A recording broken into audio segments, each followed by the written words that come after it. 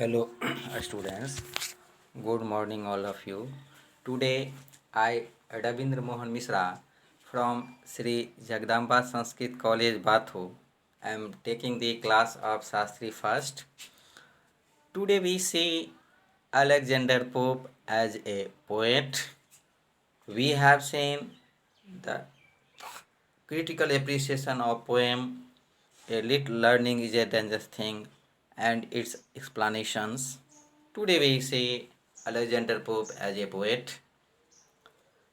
Alexander Pope was a poet and a satirist of the English Augustan period, best known for his poems and essay on criticism, the rape of Locke, the Dunciad, and an essay on man.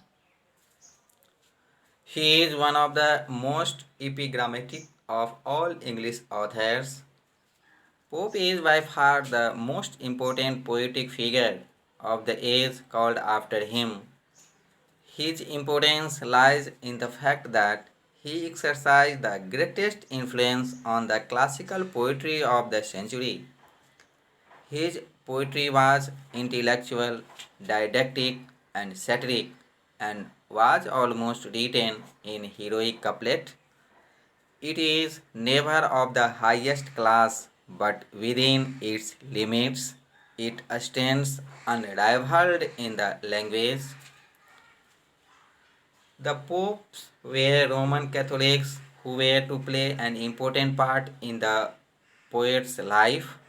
Pope's religion procured him some lifelong friends, but his religion also precluded him from a formal course of education.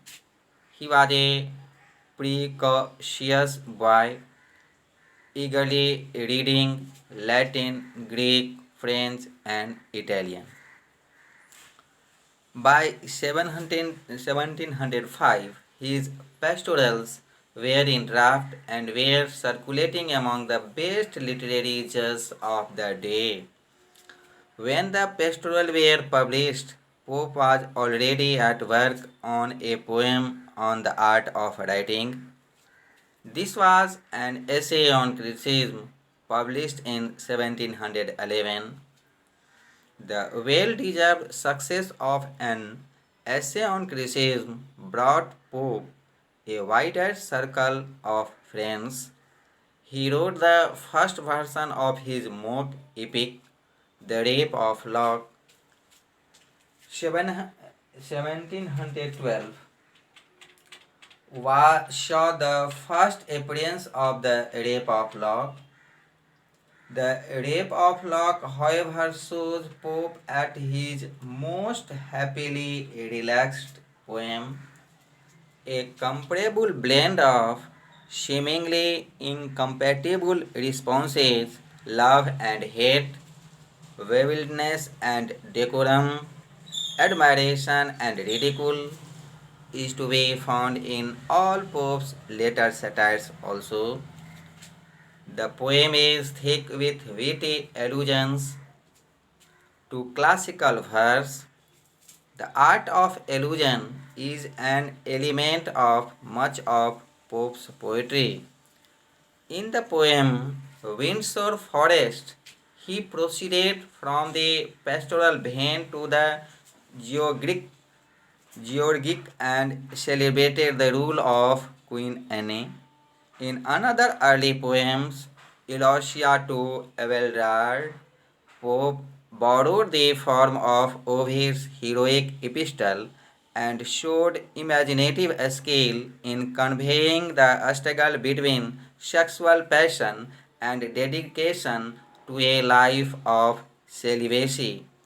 The best of these early writings are the Ode on Solitude and paraphrase of St. Thomas A. Kempis. At the age of 12, Pope composed his earliest extant work, Ode to Solitude. Pope's pastorals brought him swift recognition. Essay on criticism established the heroic couplet as Pope's principal measures and attracted the attention of Jonathan Swift and John Gay, who would become Pope's lifelong friends and collaborators. They would serve as a precursor to the dances in Pope's late masterpiece, the Dunciad. The Dunciad, Pope's first major satire after the rape of Locke, attacked dullness, pedantry, and misusage of intellect. Wounded vanity plays its part, but the poem is infused with comic energy.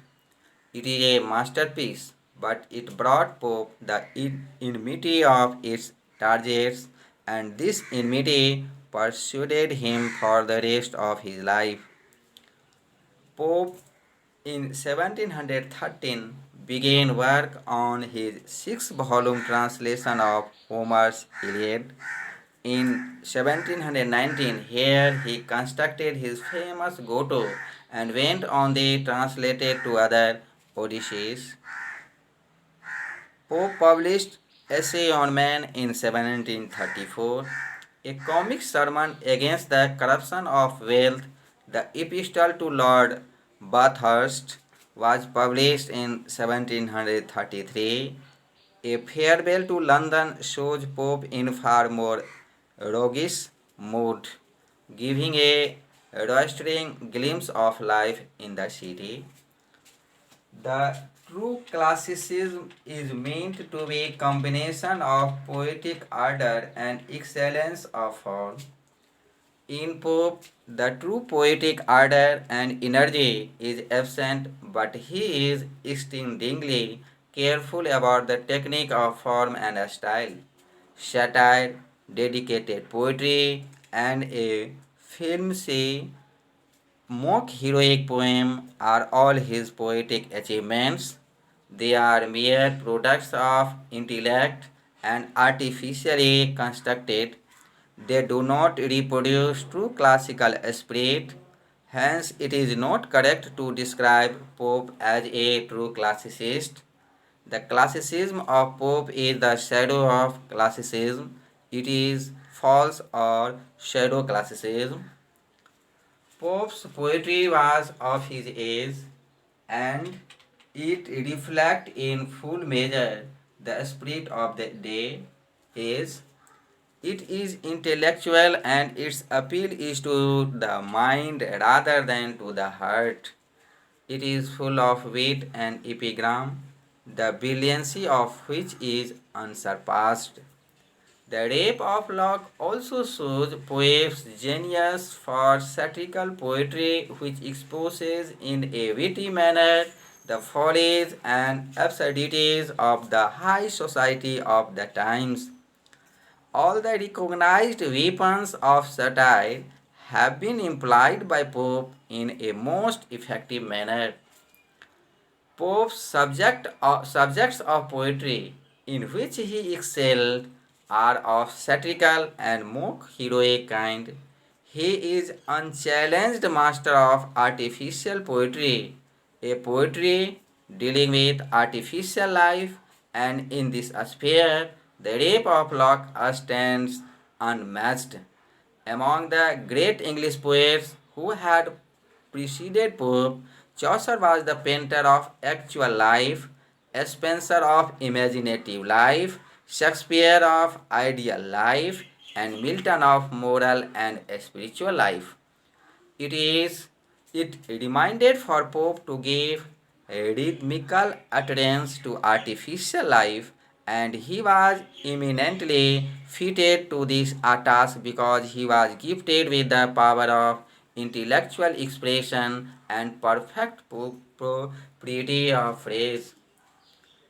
It is true that Pope had not much of express. He had hardly any original thing to say. His thoughts are mostly borrowed or commonplace, but what gives distinction to his poetry is its lucid expression. His aim was to set the gem, not to create them. Pope is certainly unchallenged master of the heroic couplet. Almost All of Pope's poetry is written in the heroic couplet. The rhythm of Pope's couplet has perfect smoothness and regularity, which have a pleasing effect upon the ear. Pope mostly uses the stops couplet, that is, there is a final pause after every couplet. One couplet does not flow into the next couplet, carrying on its sense. This kind of couplet limits the scope of the poet, for he has to cut his thoughts to the size of the couplet. But Pope was the master, not the victim of the heroic couplet. He condensed his thoughts so precisely and chose his words so aptly that he could express his complete thought within the range of two lines. Matthew Arnold has called Pope a classic in prose because Pope's poetic style has all those qualities which gave distinction to prose: lucidity, balance, imagination, warmth, wit, clearness, and logic, etc. It looks like a paradox since Pope was a poet and not a prose writer, but is wanting in that moving and transporting quality which is the hallmark of true poetry. Pope's poetry is not only superficial but is limited in its range. Firstly, it is the poetry of society in the city, as in the Rape of Locke, a poetry of satire and a philosophical poetry, which is dry and has no warmth of experience behind it. So far as Pope's versification is concerned, it was limited to the heroic couplet,